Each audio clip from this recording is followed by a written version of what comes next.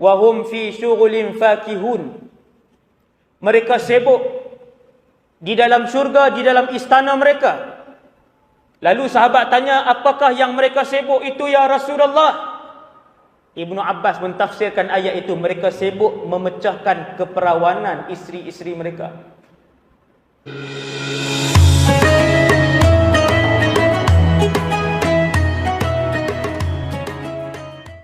Nabi bercerita bahawasanya orang-orang lelaki bersama berjima' dengan isteri-isteri mereka.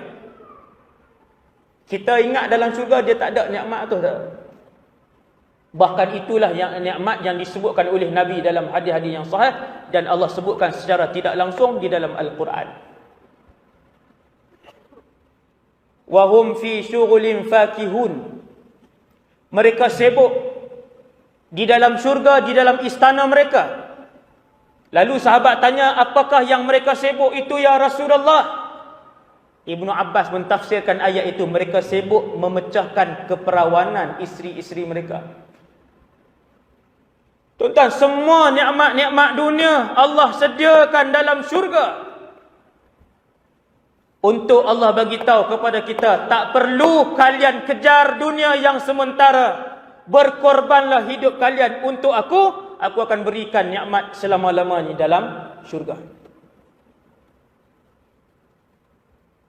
Apabila kita duduk di depan pintu syurga, Allah tukarkan tubuh badan kita. Tuan-tuan, ni dalam masjid ni, lelaki dan perempuan, semua ni pinjaman ni, tubuh badan ni, pinjaman.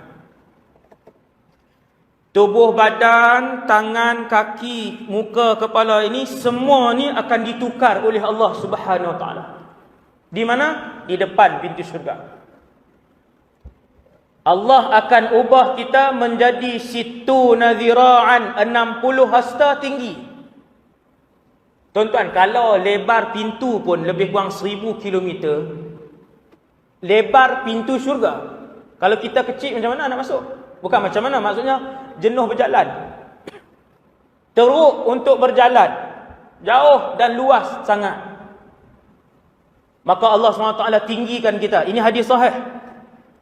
Setiap ahli syurga ditinggikan oleh Allah menjadi 60 hasta.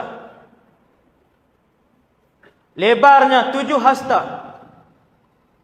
Kesemuanya ditukarkan umur mereka menjadi 33 tahun, lelaki dan perempuan. Ini satu riwayat.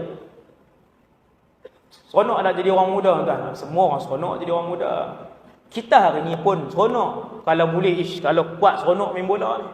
Ada umur 50 lebih main tenis. Dia kata, kalau 30 lebih seronok.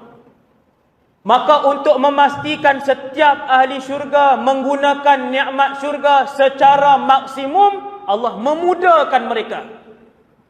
Mereka berjimak sepuas-puasnya. Tuan-tuan, perkara jimak ni Nabi cerita. Sehingga kan sahabat tanya, ya Rasulullah, mampukah mereka berjimak dengan isteri-isteri bidadari mereka dalam syurga sebanyak itu? Nabi kata ya, kerana setiap orang lelaki diberikan kekuatan 100 orang lelaki. Orang lelaki suka apa, tuan? Mana-mana pun kita pergi, kawan saya ramai yang AJK masjid, kawan-kawan ustaz, mesti sembang nak minta isteri sign satu lagi. Borang. Ustaz macam mana pun mesti kalau dah kahwin satu pun dia sembang yang tu juga. Nak pasang seorang lagi, duk sembang nak duk cari borang. Sebab tu Allah ciptakan bidadari dalam syurga. Nah, ini nikmat kalian.